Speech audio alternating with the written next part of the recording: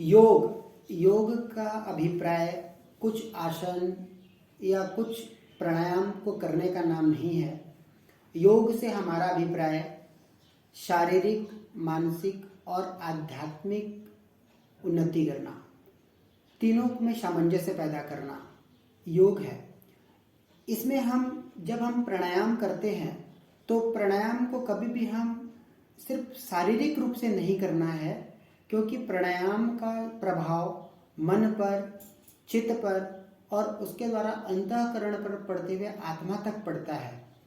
आज हम आपको भस्त्रिका प्राणायाम का किस प्रकार से करना चाहिए यह आपको दिखाएंगे।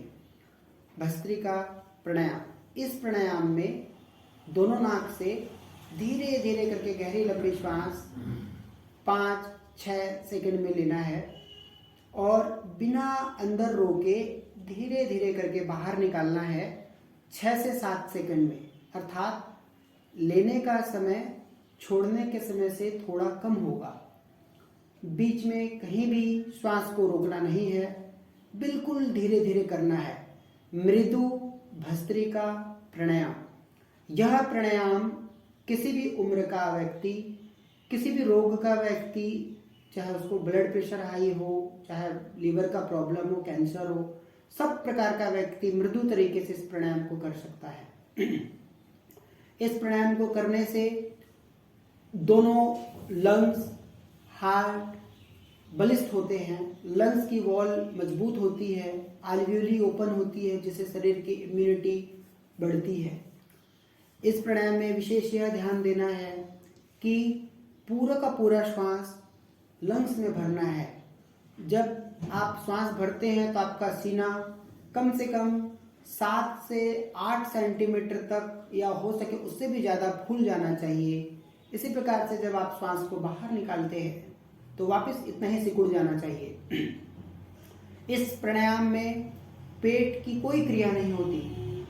जब आप श्वास लेते हैं तो परमात्मा से प्रार्थना करना चाहिए कि हे ईश्वर, इस श्वास के साथ में जितने भी पृथ्वी में वनस्पतियाँ, जड़ी बूटियाँ, जो भी मिनरल्स हैं, उन सब के सत्व इस श्वास के साथ में हमारे भीतर आ जाए, जिससे हम आरोग्यता को प्राप्त हों।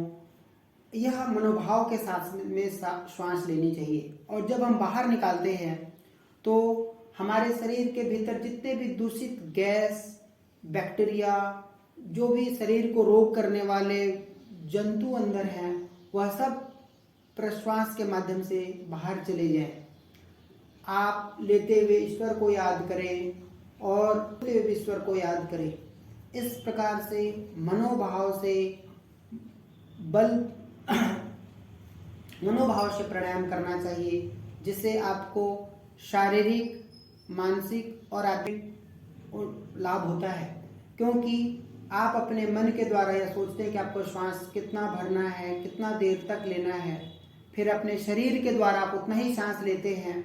और जब आप श्वास को कंट्रोल करते हैं तो तस्मिन् सति श्वास प्रश्वास योग गति विच्छेद प्राणायाम, महर्षि पातंजलि के इस सूत्र के द्वारा इसको ही प्राणायाम कहते हैं। और तभी जब यह प्राणायाम को जब आप अच्छे प्रकार से नियंत्रण में करते हैं तो धीरे धीरे आपका मन भी नियंत्रण में होता है। यह इस प्राणायाम का विशेष लाभ है।